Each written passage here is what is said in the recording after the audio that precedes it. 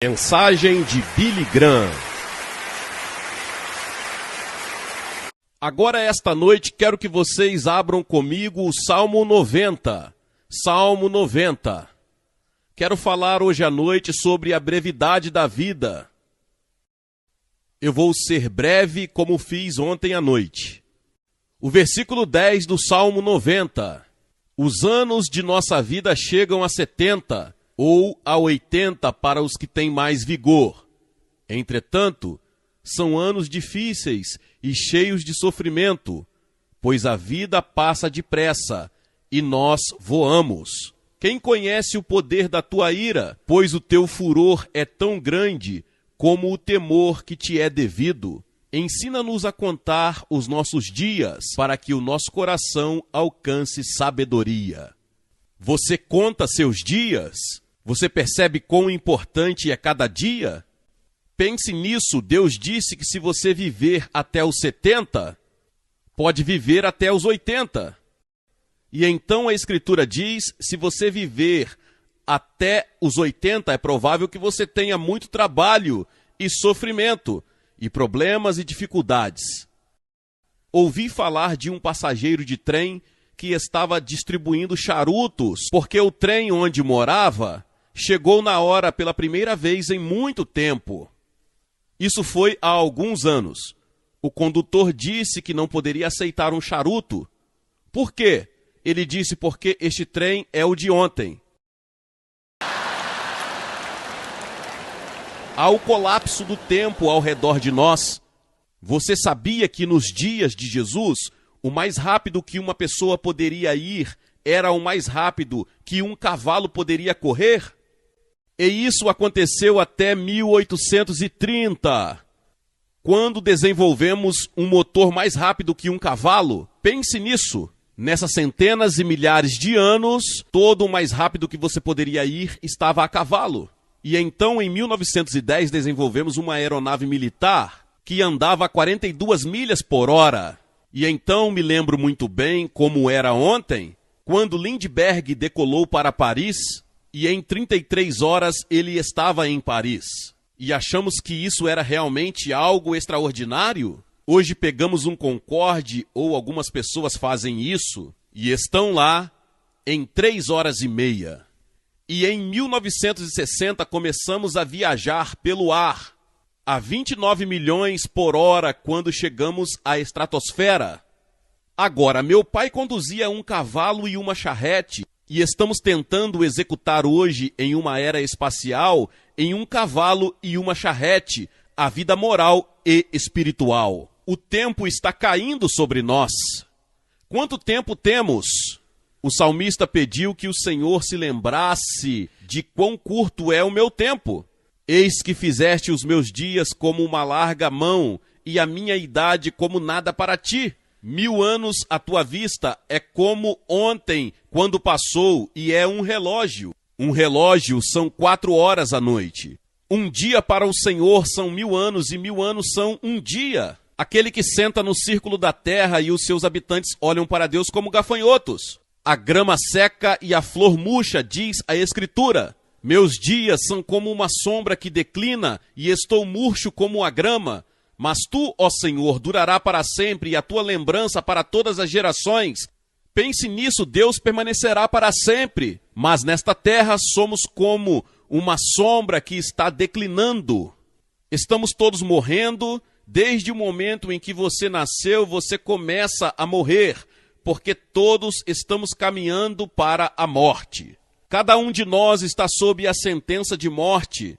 Não haverá ninguém vivo nesta audiência. Eu diria em 90 anos, a partir desta noite, ninguém. Todos vamos morrer. E o que você vai fazer com esses anos? Cada ser humano tem exatamente o mesmo número de horas e minutos todos os dias. Você sabe quantos minutos há em um dia? 1440. Você sabe quantas horas há em uma semana? 168 horas. Agora, se você vive até os 70 anos, seus primeiros 15 são a infância ou a adolescência. Você passa 20 anos na cama. Os últimos 5 anos são limitações físicas e você está reduzindo suas atividades. O que significa que só tem 30 anos para todo o restante. 30 anos para viver. E parte desse tempo tem que ser passado comendo, trabalhando e ajustando seu imposto de renda. A Escritura faz esta pergunta: o que é a sua vida? É mesmo um vapor que aparece por pouco tempo e depois desaparece. O mais velho de nós não viverá muito tempo. Nosso tempo já está nas mãos de Deus. Deus já tem uma data marcada para você ser tomado desse mundo. Pode ser um acidente, pode ser um câncer e pode ser um ataque cardíaco. Seja o que for, já está definido. E a Escritura diz: está designado ao homem morrer uma só vez e vir depois disso o juízo. Você estará diante do grande julgamento de Deus para dar conta de como passou esta vida e o que fez sobre Jesus Cristo.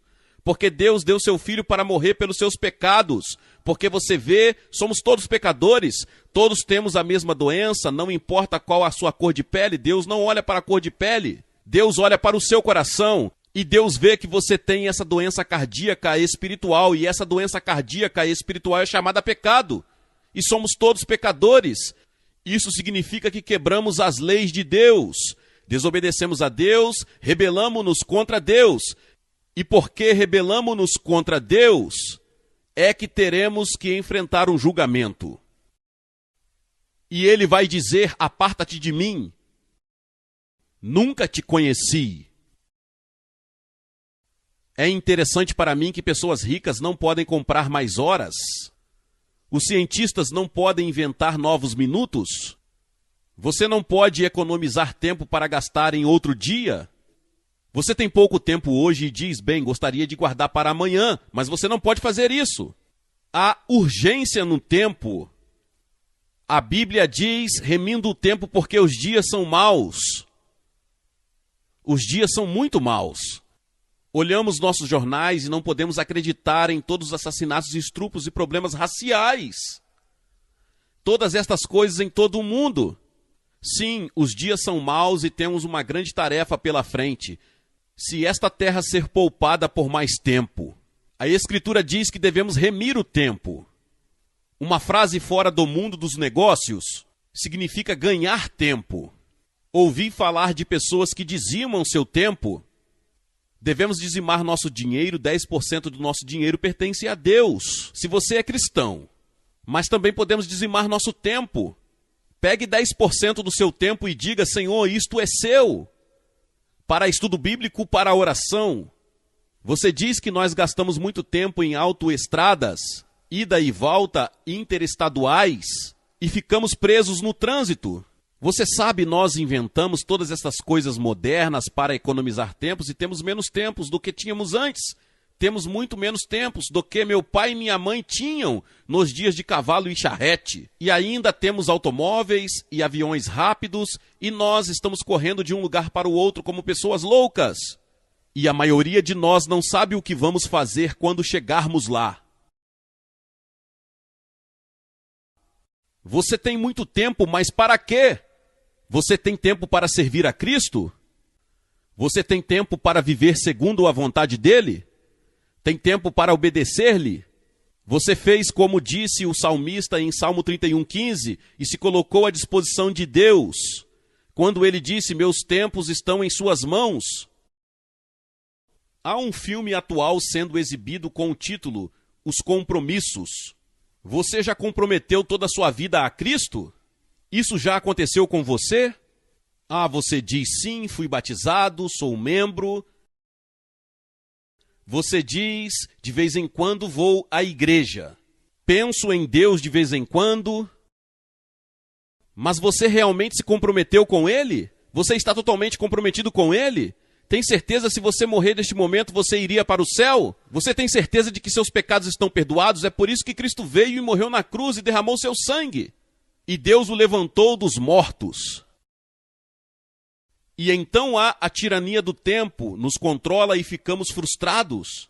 Corremos de um lado para o outro, porque não sentimos que temos tempo suficiente para fazer tudo o que precisa ser feito. Jesus disse: enquanto é dia, precisamos realizar a obra daquele que me enviou.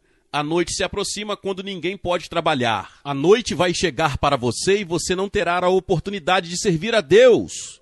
Sirva-o enquanto pode, sirva-o agora. Coloque-o em primeiro lugar na sua vida. Ainda no final da sua vida, ele disse: terminei o trabalho que o Senhor me deu para fazer. Deus tem um plano para a sua vida e você pode terminá-lo com a ajuda de Deus. E Ele te dá uma paz e uma alegria que você nunca sonhou que existia se você colocar sua confiança nele. Assim, quando Jesus saiu da terra, haviam pessoas que precisavam ser curadas e vidas que precisavam ser tocadas, mas Jesus disse que ele terminou o trabalho que lhe foi designado pelo Pai. Deus atribuiu um trabalho que só você pode realizar. Você é único, ninguém pode tomar seu lugar. E Deus precisa de você em seu reino.